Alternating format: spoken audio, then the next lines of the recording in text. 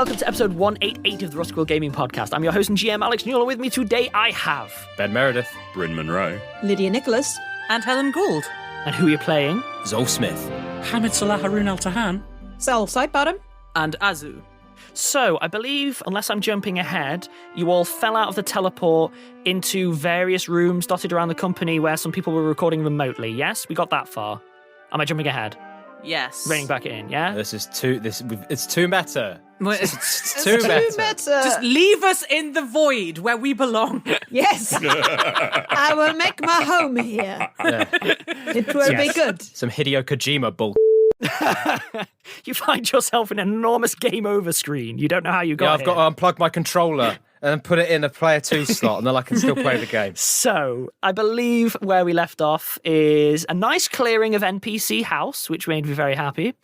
You've still got 3. Yeah, for now. Shave some of those off. I'll find a way. I can't believe you gave 2 characters a nice romantic beginning, and then that's when you decided to dump the NPCs en masse. It's just the fact that we're now traveling across space and time, and Azu's like, when's the second date?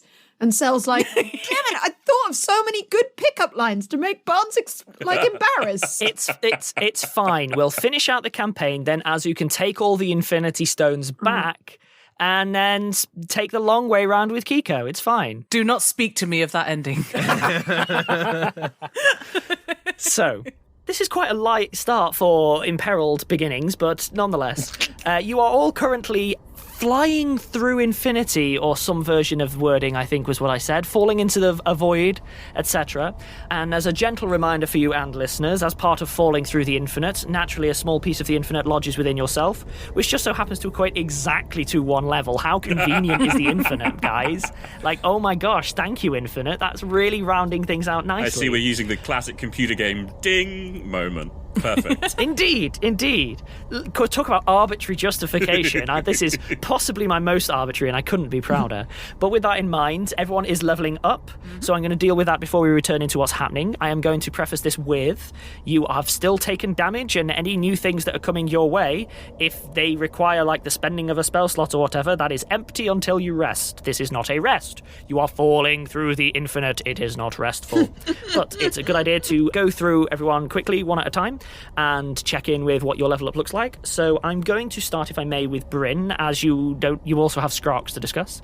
So let's get through that. And what did your level up look like, quite quickly? Turns out for most characters, level 9 to level 10 is a pretty easy. Scrark went from level 7 to level 8, which was also not too complicated. All the numbers increased a little bit, as they do when you level up. They went from good numbers to better numbers. Yeah, lots of numbers went up by +1. Great. The only abilities that have changed, really, are Hamid gained a new spell. It is a level 5 spell. It is the spell Lightning Arc.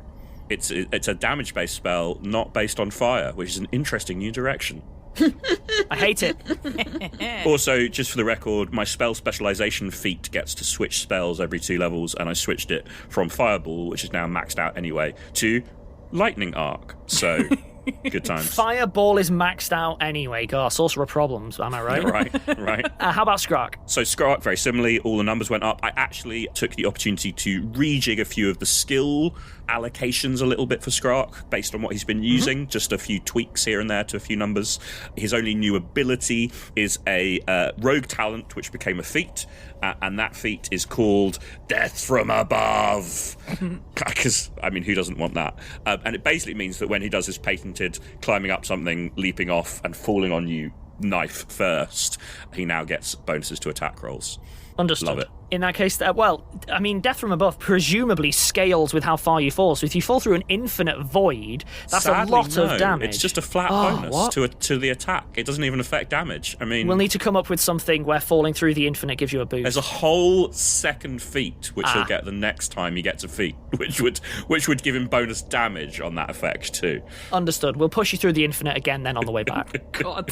In that case, then I'm going to bounce across to Ben. You're a casty type. What does your level up look like? Yeah, quite similar. So all my saves went up by 1, base attack bonus went up by 1, and I got a second level 5 spell slot. And given that I'm a prepared caster, that spell is currently anything in the cleric level 5 list, so, watch this space. I'll need to rest to actually put something in it. And no doubt it will be horrendous. Yes.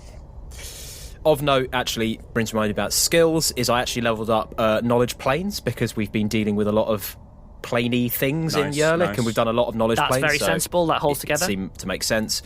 The other thing is, while looking through, I kind of updated his character sheet and recalculated stuff, and a point of order is that I've massively mucked up the number of channel positive energies he has. I was assuming that it went off of wisdom, which is a cleric spellcasting stat, and it's not. It goes off of charisma. So I don't have 7 channel positive energies a day. I have 2. I just want listeners to imagine Alex's face now, and also when we were discussing this before, as we were going through the really, really crunchy stuff, checking everything was right. I don't know what you as mean. As he realised that I'm so his calm. maths had been correct the whole way through. I don't know what you mean. It's fine. I'm taking this news so calm and so well. I'm sure there will be no larger repercussions. And I'm fine that there will not be punishment in order, and that I'm not just going to resurrect a Medusa just so I can get the petrification that I deserve and that kind of thing. I mean, Grizzop was there at the time, so Zolf had nothing to do with that. That was just Sasha stabbing it to death. That's a fair point. We did have some thinking as well, and I don't think the excess channel positives actually have made that much of a difference. Jokes aside, not really. Yeah, the one Probably thing... only during the show in Dungeon Crawl. Yeah, the one thing that is worth mentioning is I used 2 channel positives during our day in the garden, so I'm now out. I don't. When you say it like that, it sounds silly. So the previous fights we've just done, we didn't get any extra healing, but it does mean that I don't have any healing for when we pop. Well, sorry, I don't have any channel positives. I'm still a cleric. I have loads of healing left. Loads of hit points for everyone. Share them around. In that case, then, Lydia, I'm going to jump to you.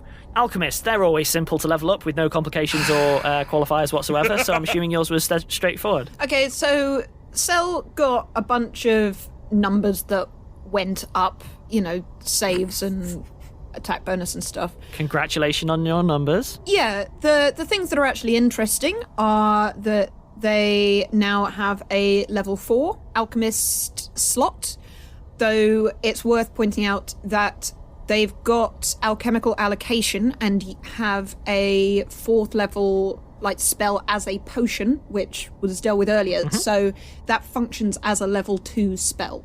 So they can do that and still have some spell slots for it.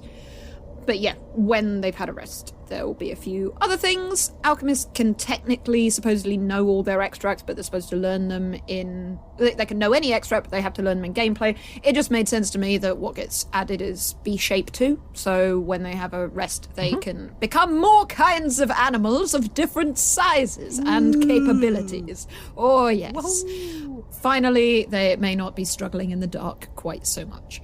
The other thing is that they get another discovery, which is a sort of addition to, usually it's an addition to bomb stuff. I cannot be bothered with the levels of complication that most of them come with, so I've just made all their bombs sticky, which just means that any that hit directly will then do splash damage again next turn. So nice. Oh, and I realised that they've also got access to heroism as a level 3 extract, which is something that, having seen Wild do it, I think it was Wild that did it, was it? Hamid did it a few times. Oh. Yeah. Cell stands Hamid, and hence getting a dragon breath ability and copying heroism. So that is now in their extract book, and hopefully that might mean that some of their bombs actually hit, because it gives an extra +2 to those rolls. So maybe that could work. Maybe.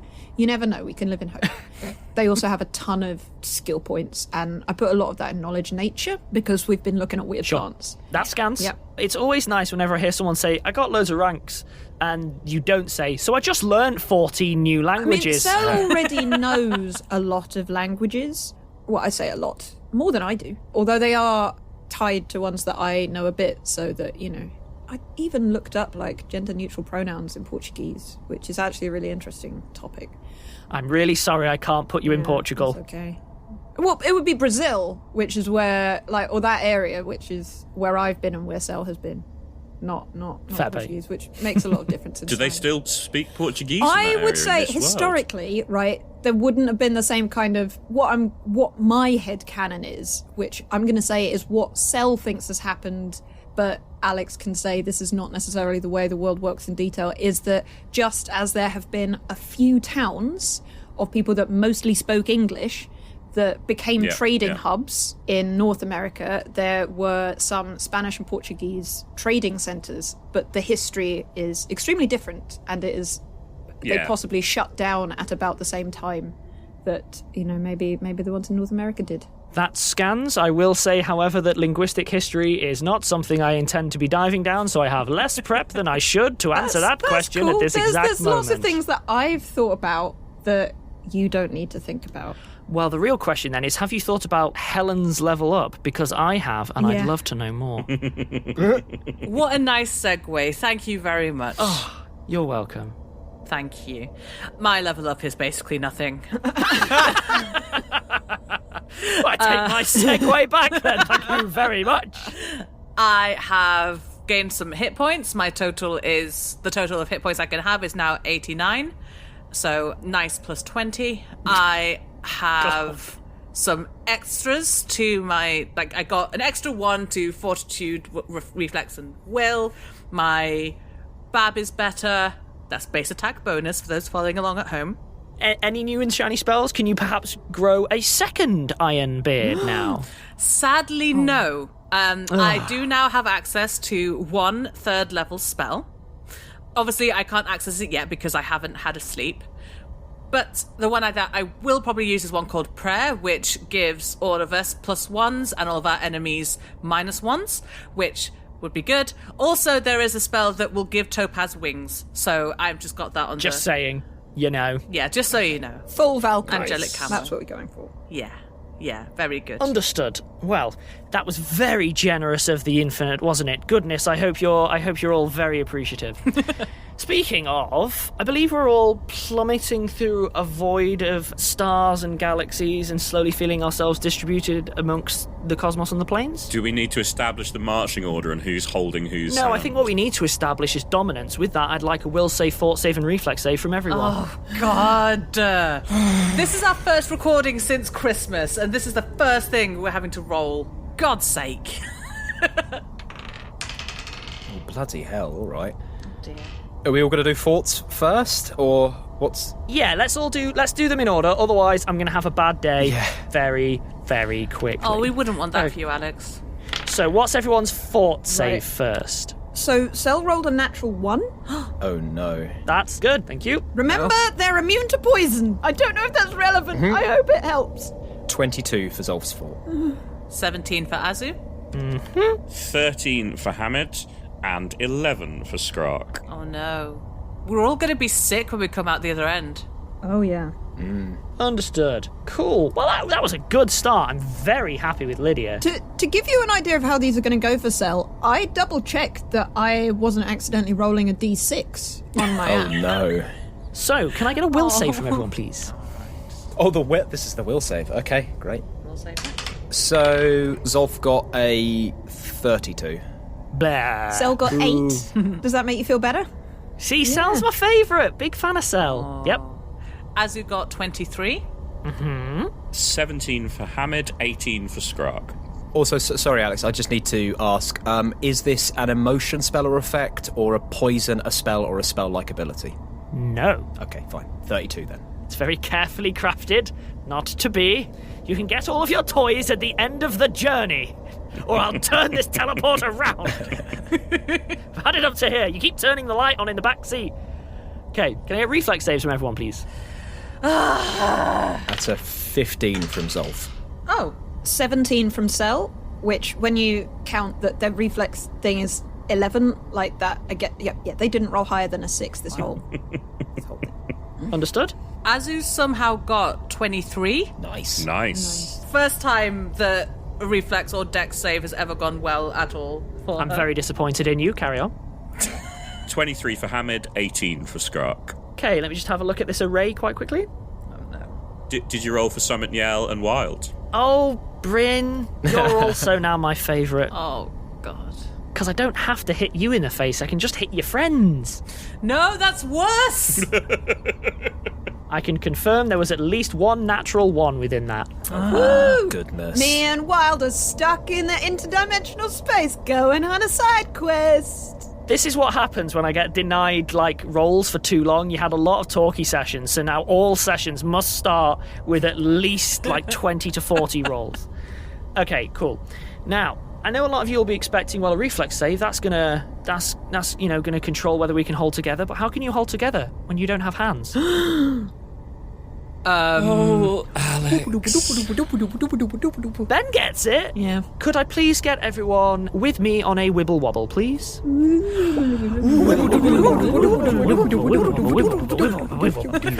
Correct. I'm going to take a break there, and we can come back in on the Wibble Wobble, because I really enjoyed super that. early, but who cares? We're having a break at 50 minutes in. Hello everyone, Helen here, who you may know from Rusty Quill Gaming and Enthusiasm. Today, I'm here to tell you about We're Alive Descendants, the sequel series to the award-winning audio drama We're Alive. From Casey Wayland and Wayland Productions, We're Alive is a survival horror odyssey spanning 6 seasons and 13 years. Set 18 years after the original series We're Alive, A Story of Survival, follow the harrowing journey of the next generation of survivors in Descendants as they discover how much of the world has changed, how the infected have evolved, and face the conflict sparked by humanity's efforts to reclaim a lost civilization. Join this new generation as they work to make sense of this deadly new world before it consumes them and everything they know and love. We're Alive, Descendants will bring together narrative threads from the first 6 seasons, but is also a great place to start for those new to We're Alive, and should appeal to fans of zombie fiction in general. Created and produced by Wayland Productions and executive produced by us here at Rusty Quill, We're Alive Descendants premieres April 5th. Search for We're Alive wherever you listen to your podcasts, or visit www.we'realive.com or www.rustyquill.com for more information.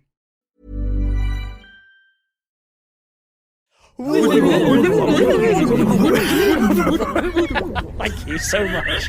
I really appreciate that. Your generosity in your Wibble Wobbles has been noted. Can my character live, please? As No. just a little treat. What I would say, interestingly enough, is that Zolf is the first person to, let's call it, coming to. It's a bit of an understatement, because it's not like you were asleep. It's more like, have you ever sort of zoned out, maybe when driving or something, and then you zone back in where you've been perfectly safe, but you're just like, I sort of lost time there almost. I had almost a daydream. That, Zolf, Nils. you realise you're not sure how much time has passed, but you're currently in complete blackness. Do you have dark vision or just low light vision? Yeah, dwarves have dark vision. So you have true dark vision. Can see up to 60 feet even in total darkness. In which case then I apologise. I'm going to retcon that slightly. You come to and you realise that, you've been sort of daydreaming or something similar, and you find yourself in a long, low stone tunnel. It appears to be worked stone more akin to a mine than you would necessarily compare to, say, a temple. So it is, tools have worked upon this rock, but it is not fancy. You are alone. Wild? Azu? Anyone? Oh no. I mean, I'm gonna look around for any clues as to where I am. Is there anything I recognise? Yeah, absolutely. Can you give me a broad perception check then, please? Unless you want to bring any specialist stuff in. No, broad perception's fine. That is a 29. 29, fabulous, cool. So this is definitely a mine of some kind. Mm-hmm. There's a perceptible slope. It's a well-built mine. You can tell that there is a slope, so it's within sort of acceptable range, let's call it. It's not precipitous or anything like that. There are unlit torch brackets on the wall, which could be lit should you wish. Decent minecart track running through. It's very clear where up is, very clear where down is. It takes a moment to recognise. It feels like probably a tin mine, something similar. Yep. Okay. I will start quietly moving up because I want to get to the surface and see what's up. Like, where am I? Okay, yeah, so you start moving up. There's obviously, it's not perfectly straight. It doesn't work like that. There are slight kinks and turns and so on. But as you move up, you hear a distant rumble as of rock settling. It doesn't appear to be a complete massive, like, cave-in or anything like that, but it's a gentle sort of... just something shifting and settling. You think it's coming from up ahead for where you are walking, but it's hard to tell. Okay, I'm going to be even quieter. Like, yeah, I don't know this... who's in this mine or what's going on, to be honest. So I'd rather get the drop on somebody before they get the drop on me. You start detecting the smell of smoke. Okay. Given that I used to be a miner, what would that normally indicate? I'm going to give you this for free because you did a decent perception check and, yeah, you do have some experience. To your nose, it smells like probably either a lit torch or maybe it might be like ambient torches you can get where it's like an oil burner that you'd put in a room to just light the entire room, something like that. Okay. You can't hear it yet, but you've caught a whiff, which means that there is air passing through wherever you're coming towards. Air is coming down and bringing a scent with it. Okay. Oh, apart from that, by the way, it's seemingly deathly silent. There's no sound of activity, no people, no moving carts, no mining of such. All right. Well, I'll get my glaive sort of at the ready. I'm not going to turn it on. Sure. And I'll keep approaching, because I have to find my way out, and maybe I'll have to have a fight. I don't know. That's fine. You keep going a little while longer, and then you find yourself up against what seems a recent rockfall. It apparently is a dead end. Blocked off completely. Bloody hell. You start to hear the sound of a distant tap, tap, tapping, as of someone mining, but deeper below rather than up ahead. So you mean like back the way I came? Yes. I don't have shaped stone. That would be really useful to have as a spell. Phenomenally so, yes. I know. Just wasn't expecting to be in a mine. I can suppress primal magic. Are these primal rocks? Are these...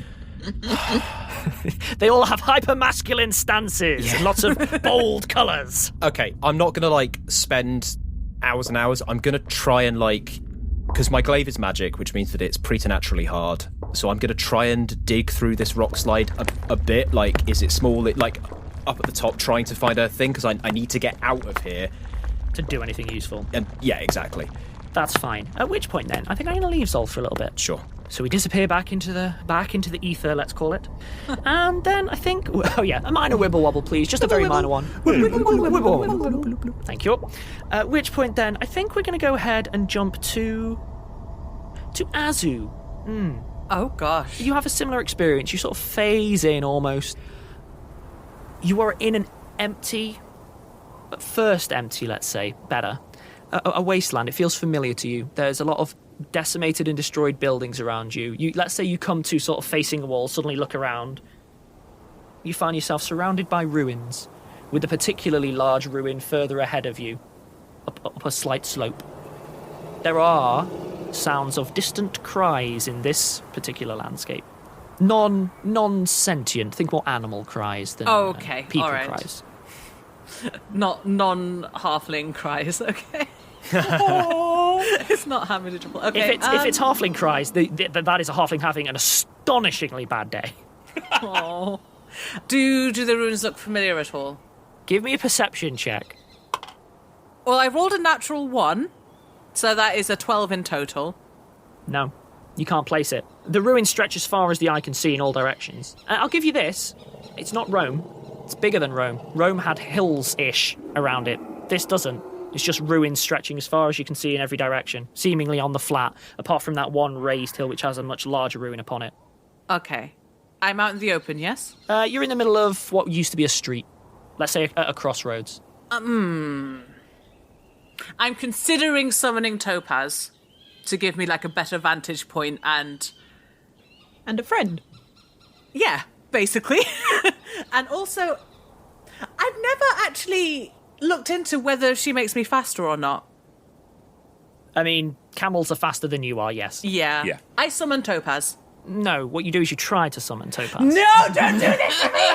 What? Give me a new will save. I haven't forgotten the old one. You have a will save on the stack. Now we're playing games the way I like them. Wah. Oh, you're getting back at us. Okay, that is a 24. 24, cool. Yeah. So you put the call out, as you know you do. Yeah. You know it's worked. Your magic's definitely happened. If you had to guess, your call's been rejected. Boo, boo, boo. I refuse to believe that. I think that Azu also refuses to believe that. And it's just going to be like, I'm somewhere weird and Topaz loves me. So, she's going to start heading towards, you said there was a large ruin up ahead? Yeah, it's up a sort of slope, etc. I'd say out of all of this, the actual city itself, it isn't Rome as you remember it, but certainly that larger one is reminiscent of the centre of Rome as you remember it. It has the same kind of broad format. But it's the Bank of England. It's a bit larger and a bit more decrepit, let's say. Than the Bank of England or Nero's palace? The Bank of Nero. The Banker's Palace, there you go. Oh, right, okay. What? I'm going to head towards the Bank of Nero.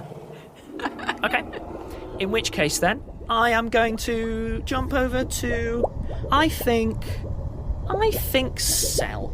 Oh dear. Cell, the first thing that you realise is the sound of a lot of life. And by a lot of life, I mean the natural world is the first thing that you hear. Mm-hmm. And as you think about it, the most that you've probably heard since your childhood. Right. And that's quickly followed by the sound of waves. And you do know where you are, straight away. You're back home. Home 1.0. Uh-oh. Original home. What state is the town in? It's not great. I'd say it's worst case scenario. Oh, no. Worst case scenario, like recent worst case scenario? Like basically, is it still burning? No. Something awful happened here, and it happened a very, very long time ago. I mean, like 60 years? No, more than that. Definitely. You can just tell that at a glance. Oh, okay. So that's interesting because Cell left that town while it was still burning. Mm-hmm. And presumably it being a relative, if things have decayed... It is hard to tell, but the surrounding wilderness has reclaimed this place. It could be 60, but if it is, it's this is a city at 60 with city miles. Yeah. So this is, I mean, it was abandoned and burning, and so it's decayed as much as it could. I would assume, Cell just, I think. Well, that's the thing. Yeah, there would be nothing in their head for a while. This is obviously not real. Isn't quite like, as you say, real is a complicated construct. This is like the center of where they don't want to be, which means that it is likely something that their psyche has constructed or has been constructed from, rather than, being plonked there out of all the places in all the world. Well, might as well sightsee while we're here. They walk towards the sea, I think. Okay. See what's going on in the docks. That's where you see the first body. Now that would be strange, because is it skeletal? Like, is this a fossil? I'd really love to answer you, but I'm afraid I do have another call on the line. Yeah. Bryn, Alex. hey, Bryn, hey. You find yourself phasing in to pitch darkness, but it's comfy. Please give me a perception check. You're in bed. You're in a hobbit hole. You open your eyes. Congratulations, you hit the save DC. You're alone, but very safe. 34 on the perception check. 34. Wow. You know where you are. You're in a theatre, and the lights are off. Oh, no. You recognise the smells. You recognise this is a seat. This is a theatre seat. You recognise the acoustics. You're in a seemingly empty and dark theatre. A large one. A very large one. I reach out to the seats either side of me and see if there's anyone in them. There is. They do not appear to be moving. Oh, dear. Hamid takes a very deep breath. Oh. Hamid is going to attempt to cast Dancing Lights. Okay. He is going to attempt to do it in as subtle a way as possible and have the lights blink into existence, far enough away from him that he's not the obvious centre of the spell, which I believe will require a spellcraft check. So, give me that spellcraft check then. 20 exactly. Cool. That is sufficient. That's good. I rolled a 3. You know that you've done everything correct. A blinding bright light appears directly in front of you, dazzling you for a moment. It is a spotlight. It is not the spell that you just cast. Oh dear. There's a figure stood in the centre of the spotlight. What? Where the spotlight is pointed, upon the stage... Oh, I thought you implied the spotlight was upon me. Okay, that's fine. No, sorry. It is blinding, but it's not on you. It is on the stage. Yeah. And as your eyes adjust, there is a person stood upon the stage.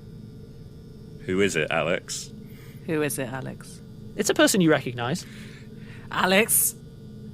It's Aziza. And she's looking directly at you. She's in her performance gear, as you last saw her. Oh. Hamid swallows heavily. She doesn't look happy to see you. Oh, no! Hello? I risk a very quick eye flicker to either side. If there's enough reflected light from the spotlight, I should be able to get a sense of what was in the chairs next to me now. Seems to be a static and well-dressed audience. I stand up out of my seat. She speaks loud enough for you to hear. Again, everyone, it's deathly silent in there. You bothered to come back then? I'm going to jump across to Zolf. Hello. Zolf, Yes. you were, last time I checked in, trying to dig your way through the top using the glaive, yes? Yeah, giving it a go. You start making good progress, but as you continue, you start finding heavier and larger rocks behind, till eventually you're led to the conclusion, this isn't really going to work. It doesn't quite scan, though, because you heard a small rock fall up ahead, and you've encountered... Something that should have been At massive. first, what seemed to be small, but a huge cave-in. Those two facts are completely incongruous. They don't make sense. All right. Not trapped down here. The tapping back the way you came has gotten a bit louder. Okay. It's slow. It's not quick. Not trapped down here. There's something going on. This is fine. Gonna be fine. Okay. Right. Turn round and go towards the tapping, because I need more information. That's fine. As you continue towards the tapping, it starts to get a bit louder, and then you quickly find a side passage that you can't believe you missed when you first went up this way. The tapping seems to be coming from there. It's narrower. It seems crudely constructed versus the shaft that you've been in. The shaft that you're in has large wooden shoring. It has everything. This seems to have a narrower, almost like someone's working a natural crack into something more. It shouldn't be here based on a mine as you understand it. Okay, right. No, it's fine. This is probably the best option. Okay. And I'm gonna... Who's that? Is this a voice I recognise? It is. Oh. Right. Zolf. What? No, it's not. No. The tapping starts increasing and digging more rapidly. Zolf left. Tap, tap, tap, tap, tap. It's just the voices. You ignore the voices. You keep going. You keep digging. That's how you get out. You keep digging. Farron? You just keep digging. That's how you get out. You just keep digging. Don't think about it. You just keep digging. That's how you do it. Farron, I need you to stop digging and come out. I know it's not you, Zolf. Zolf left. Yeah, well, seems like Zolf is back. So I need you to come out. The tapping kind of accelerates, and then you hear a sort of Clearly, like, he dropped it or stubbed his thumb or something. You start hearing something shuffling sort of closer towards your corner and slowly, like, seems to be moving very slow, very dragging. And a shape starts to resolve itself at the edge of your dark vision. It is Ferrin, and Ferrin appears to have been here a long time. Tatty clothing, the tools that he's carrying on his belt appear beaten up, slightly rusted. He has sort of matted hair. It's someone who's been down here a long time. Yeah. I'm quite wise. Is Ferrin wearing his ring? Yes. Great. This isn't real. Fine. Because I'm wearing his ring, so that's... Yes. Yeah, fine. Ferrin? Zolf, is that really you, Zolf? Yes? Sure. What are you doing here, Zolf? You left. You left me here. It's been a long time, Zolf. You look good. How long have you been down here for? Don't know. Long time. Yeah, without food? Well, no, there was, boxes and that. I've had to ration, of course. You look well, though. Healthy. Yeah, you... Alright. Look, at this point, I don't know what's going on here. So, but look, this isn't, I say real world. What is the real world? But this isn't, look, you're probably dead. Well, no, I'm here. So no, you... If I'm dead, you're dead. No, well, maybe. I don't know. But you died, and you were crushed by a lot of rocks, and I took this... Hold my hand up. I took this ring off of the only piece of you that we were able to find. I didn't... No. The rocks came down, yeah. And then I was yelling. So how am I wearing this? I was yelling. How am I wearing this? I was yelling, and you never came, Zolf. How am I wearing this? How am I wearing this? Well, yeah, I mean, that's my question. Let me put it another way. You're saying I'm not real? I say you're not real. Where's that leave us? I'm saying that you left me. Well, philosophical is where it leaves us. So much family resemblance. Look, Ferrin, I don't know what's going on here. I don't know if this is a hell for you. I know why I'm here. I'm here because you left me here. Why are you here? Oh. I'm here because I was trapped down here, and you said that we were there for each other, and then you left me here. You left me down here alone.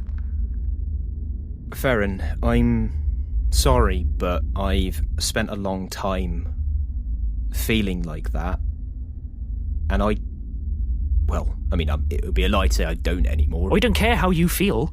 I care about what you did. And what you did is you left me here, and you did not do what you said. You said you had my back, and you left me here alone. And I have been waiting for you so that you could come here so that I could tell you that. Ferrin, I did more than that. I killed you. Well, then how am I here? Yeah, exactly. The question here is, are we in an afterlife? Are you, I don't know, a reflection of my own psyche back on me? But everything you're saying, yeah, it's true. I didn't come back for you, and I caused your death. Like, if you're trying to guilt trip me, you've got to up your game.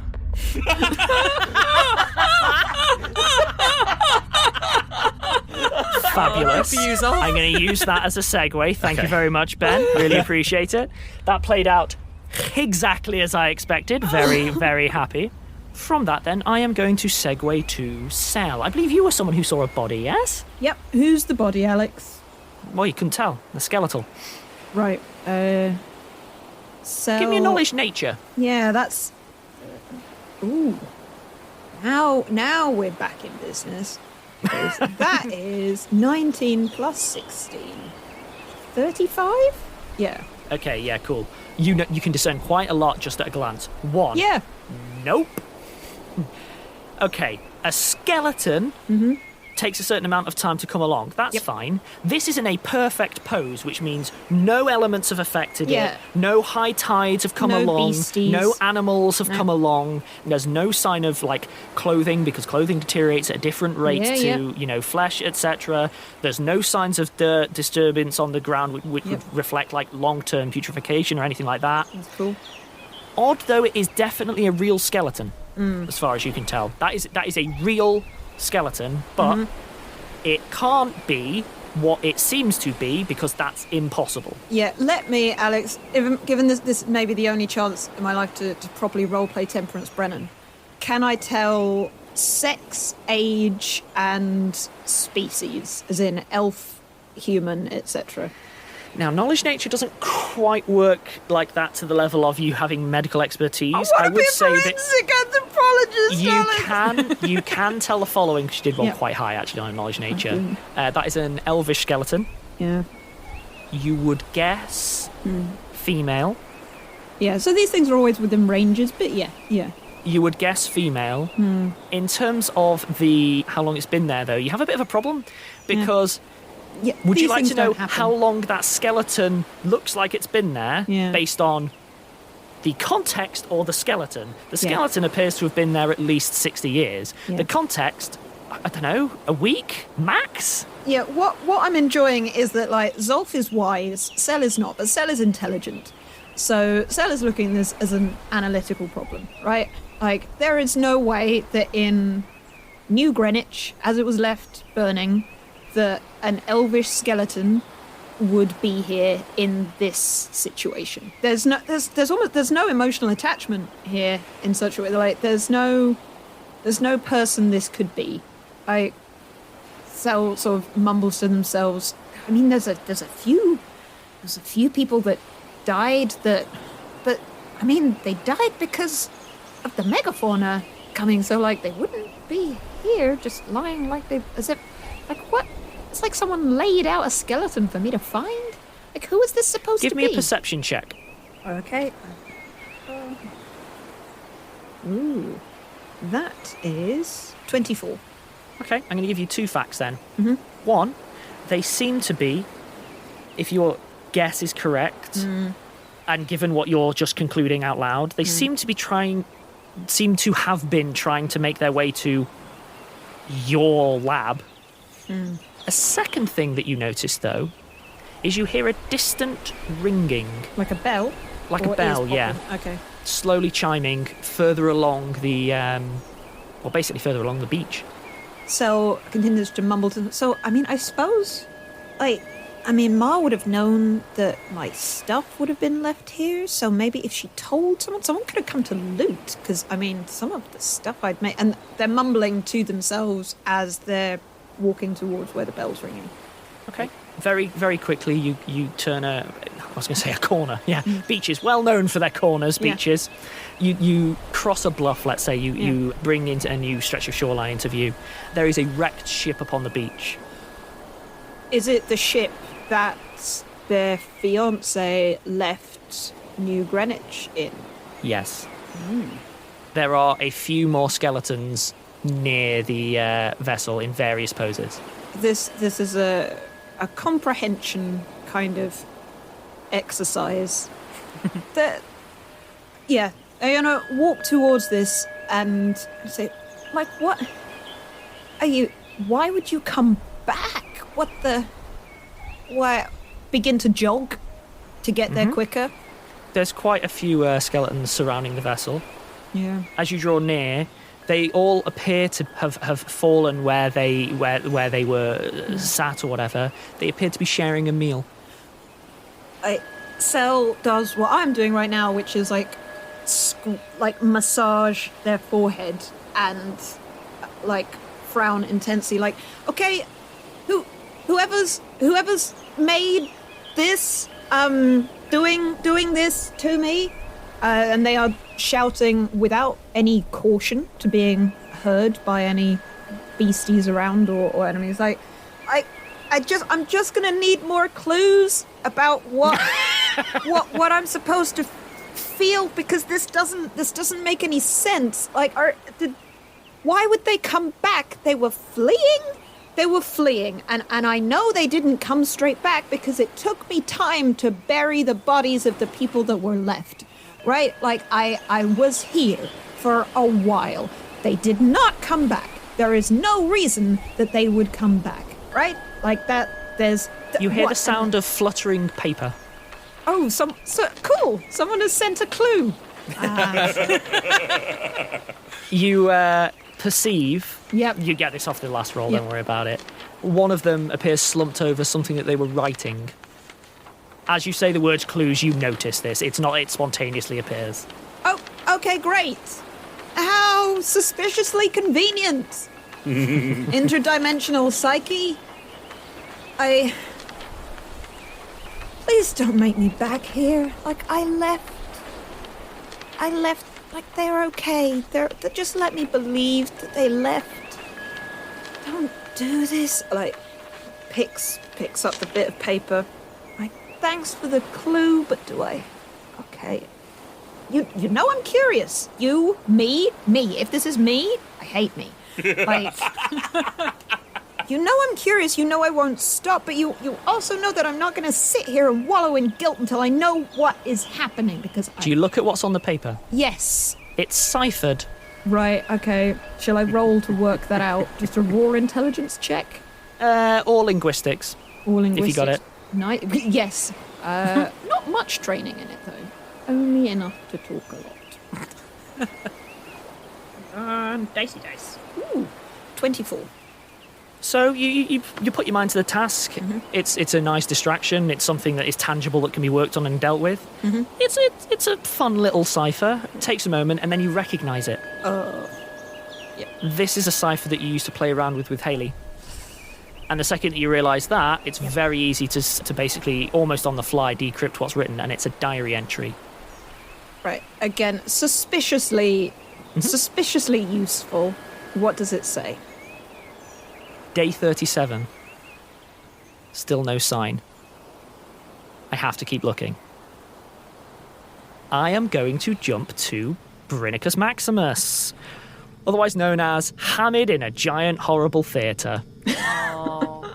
You are currently stood surrounded by a static audience looking at a disapproving sister. Well, not disapproving, disappointed sister. Oh. Well, Wait, what? Come back? But this isn't... What? Why are you here, Hamid? I have no idea. I'm surprised you could even show your face. This doesn't seem entirely real. What? Where exactly are we? What was the last interaction we had from your perspective? So it was that unimportant to you, you didn't even bother to remember the details? So, I don't think we got here from the same places. I think we might be outside of time, or maybe in an illusion. Would you come up here, Hamid, please? Sure, okay. Presumably you do so. Yeah, I politely pass through all the other people and head up onto the stage. As you start looking at all the other people, you realise they're not actually people. They're just very well-crafted mannequins. Oh my This God. isn't That's Magnus, creepy. Alex.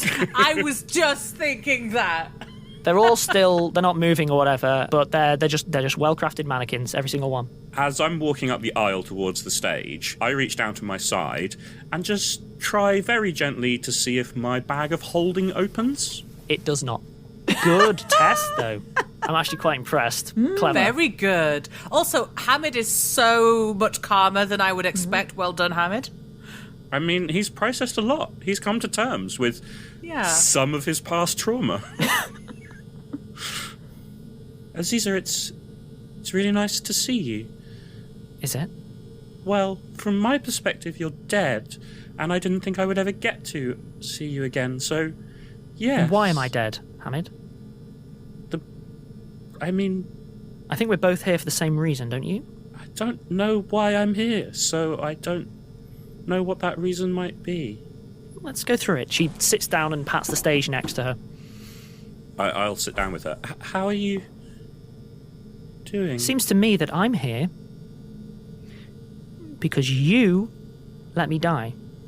It seems to me that if I'm here for that reason, you're probably here for that reason as well.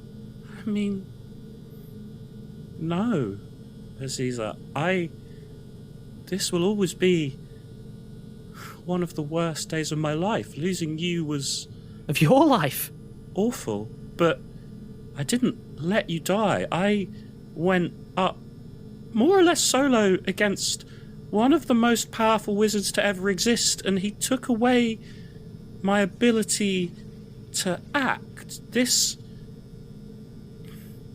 I wish something could have been different. I wish so much that I could have done more, but I did the best I could. There's a lot in my life could.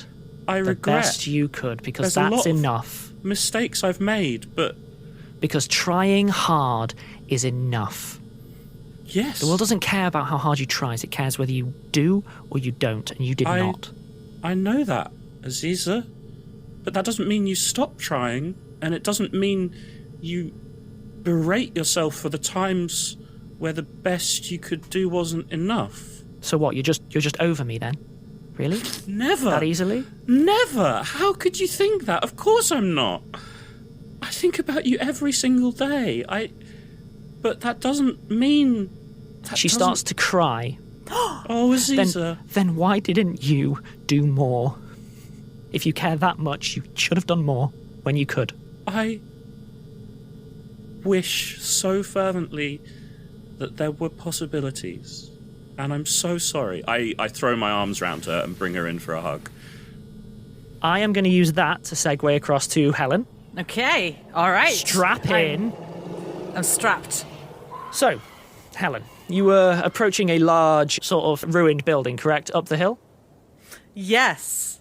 You start to recognise the avenue that you're walking up. Uh-huh. It does have a certain Roman vibe, but it is bigger. It does look worse off. Gosh.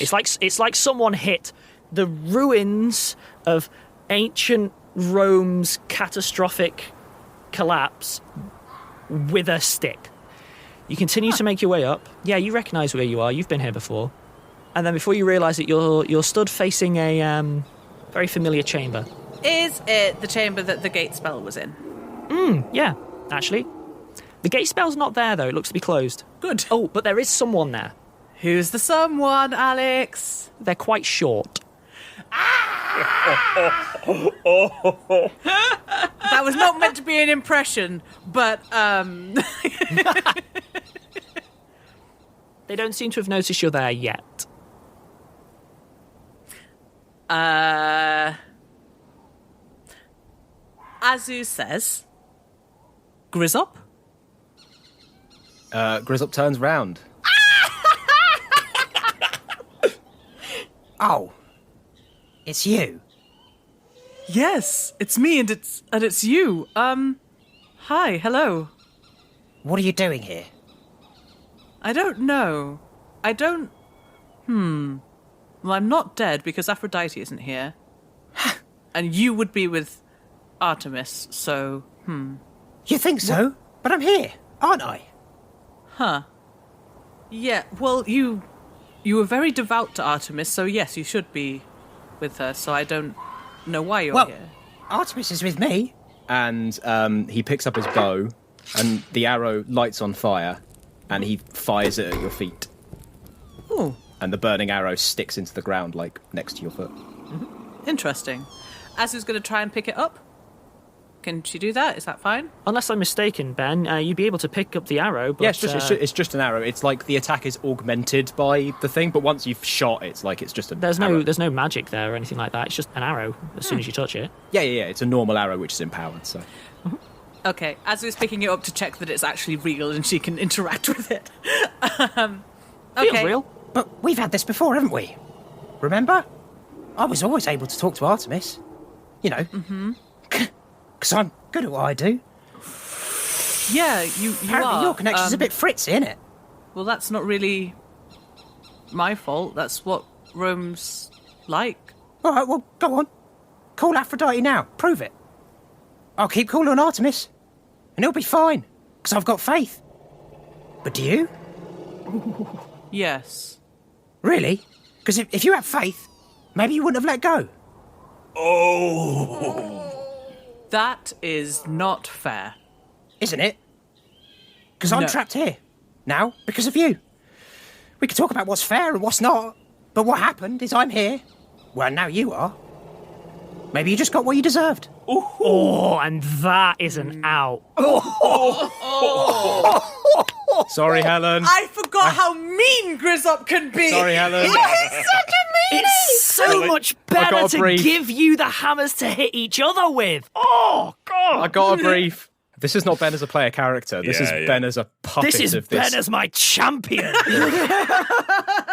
Challenging Helen to emotional single combat on my behalf. I love Well, it. I'm gonna win. Right, well, I want to know what's going to happen next. We have the luxury of being able to play straight after this whilst everyone else has to wait. Thank you for facilitating my evil, Ben. We'll see more of it next week. Sorry. Yes, we Strap in, and apologies, it's not nice, but sometimes it has to go this way. Look after yourselves, and we'll see you all next week. Yeah. Sorry.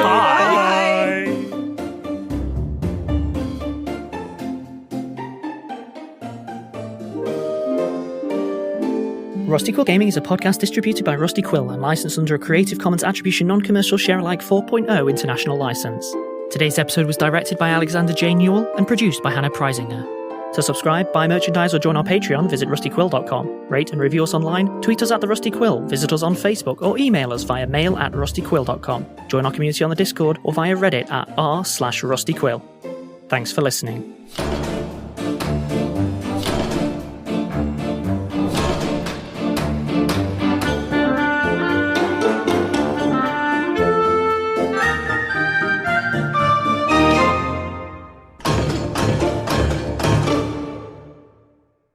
Okay, hello and welcome to episode 188 of the Rusty Quill Gaming Podcast. I'm your host and GM, and I saw Ben's face. I know. I'm not allowed to look at Ben's face when I do the weird intros. with his face. Because if I look at Ben's face, the intro goes wrong. That's on me. I know that Ben can't help himself. He's not responsible for his actions. I should not have looked.